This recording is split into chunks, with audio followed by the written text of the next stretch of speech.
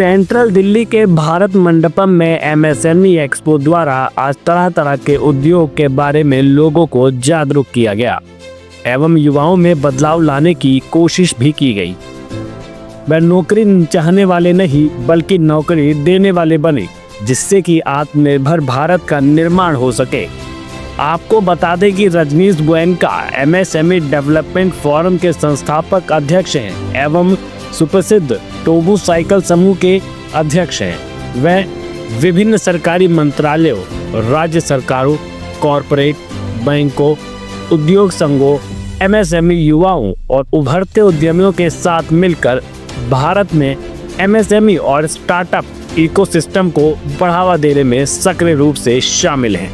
वह उद्यमी भारत बनाने और भारत को विश्व का विनिर्माण एवं सोर्सिंग केंद्र बनाने के मिशन में रुचि रखते हैं। वर्तमान में वे एमएसएमई मंत्रालय के राष्ट्रीय बोर्ड के सदस्य, एमएसएमई विकास मंच के संस्थापक अध्यक्ष और स्वतंत्र हैं।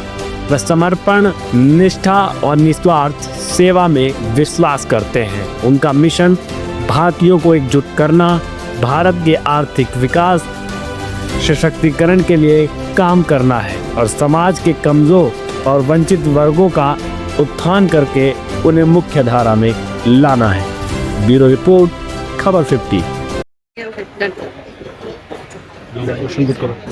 जो आप यहाँ पे आए हुए हैं, आपका एमएसएमई का प्रोग्राम चल रहा है, इसका क्या उद्देश्य है मैम? आज एमएसएमई डेवलपमेंट फोरम जो कि ऑल इंडिया फोरम है, यहाँ हेडक्वार्टर्स इसकी दिल्ली में है। हमारे 33 ब्रांचेस हैं ऑल ओवर इंडिया और करीबन 15 से 16 इंटरनेशनल ब्रांचेस हैं। आप देखे होंगे कि आज यहाँ पे 11वां सत्र चल रहा है। तो लास्ट 11 साल से ये सत्र कायम है, चाहे वो कोई भी परिस्थिति रही हो। और हम यहाँ पर पूरे देश और विदेश से एमएसएमई आयाम को इस्टेब्लिश कर रहे हैं, लोगों को बुला रहे हैं, बता रहे हैं कि एमएसएमई अपने आप में एक बहुत बड़ी फोर्स है।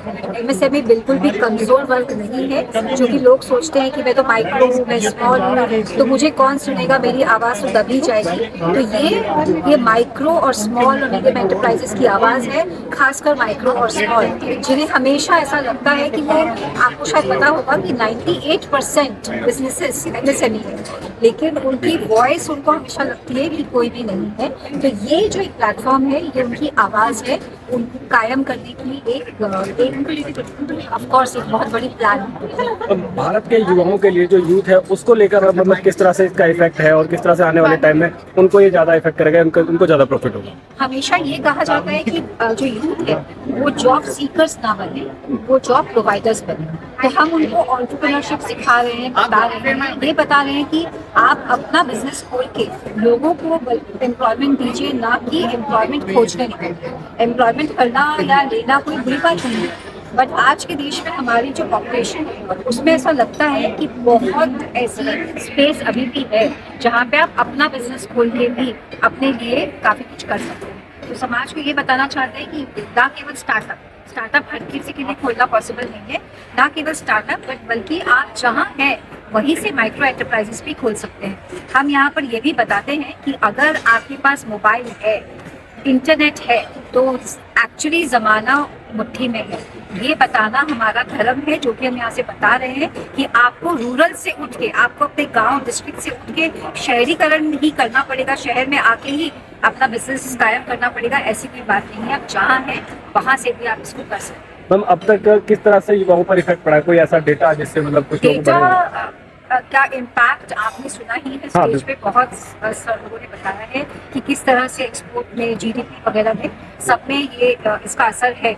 और आपने सुना भी कि स्टार्टअप में हम बहुत पहले नीचे थे, आज हम 3rd लार्जेस्ट इकोनॉमी इकोसिस्टम बन चुके हैं स्टार्टअप के लिए। स्टार्टअप हमेशा हमने देखा है कि गाँव की चालू। तो लास्ट क्वेश्चन है, युवाओं को क्या कुछ संदेश देना चाहिए? मैं युवाओं को कहना चाहती हूँ कि आप सबसे पहले अपने आप को हीन और कमजोर सोचना बंद कर दीजिए, पॉजिटिव थिंकिंग में आइए, अपने पावर को हमेशा एग्जामिन कर लीजिए।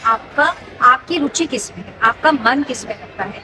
एक समय था जब सब कहते थे कि पढ़ो, पढ़ने से ही तरक्की होगी। पढ़ना तो पड़ेगा, बेसिक नॉलेज तो हमें चाहिए, लेकिन अगर आपकी रुचि हैंडीक्राफ्ट में है, आपकी रुचि आपको रेडियो जॉब करना है, आपको स्पोर्ट्स में रुचि है, आप अपनी रुचि के हिसाब से काम करिए, जिससे कि पैशन ही आपका प्रोफेशन बन जाए।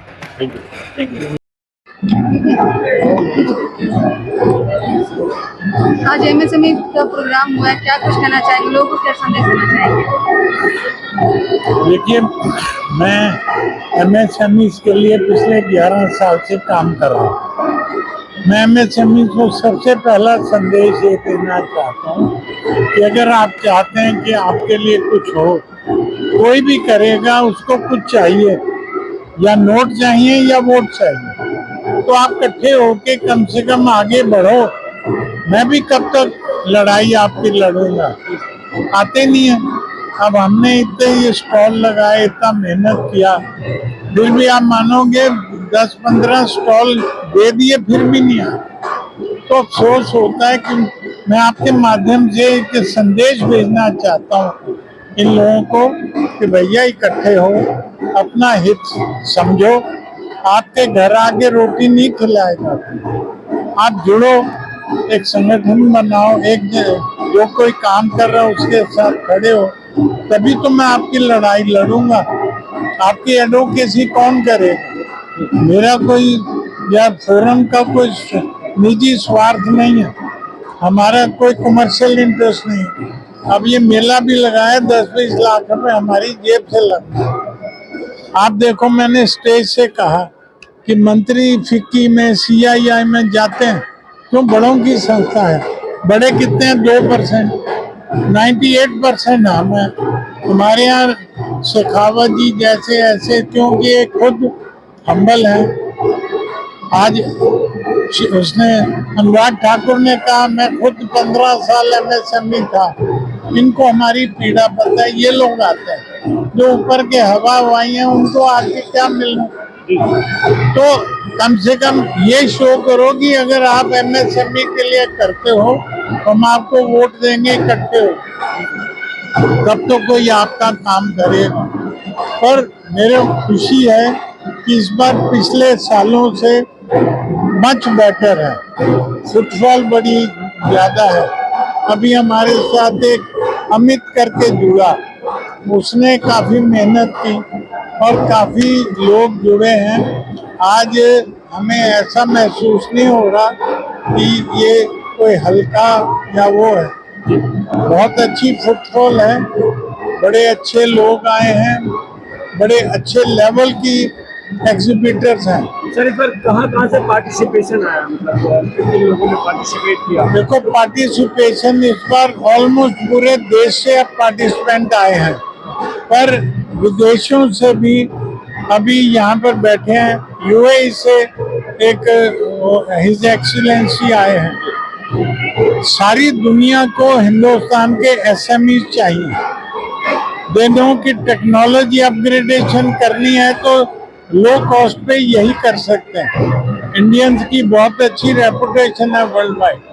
तो यूएई से आए हैं, आबू धाबी से आए हैं, दुबई से आए हैं, अजमान से आए हैं, रशिया, कई कंट्रियों से।